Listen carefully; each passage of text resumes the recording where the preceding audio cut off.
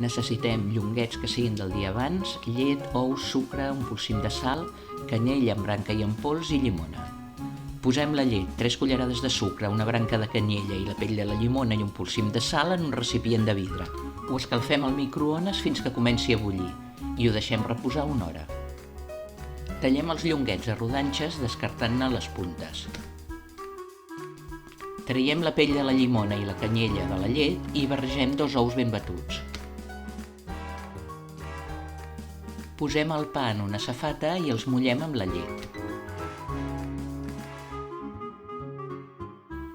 Deixem que el pa s'estovi uns minuts i el fregim en oli ben calent. Un cop fregit, el posem sobre un paper absorbent.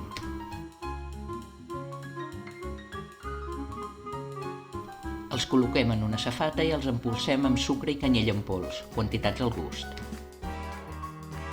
Queden boníssimes. Aquesta recepta és del llibre Art del ben menjar. Disfruteu d'aquesta recepta tan senzilla i no us oblideu de donar-nos un like. Moltes gràcies i fins aviat.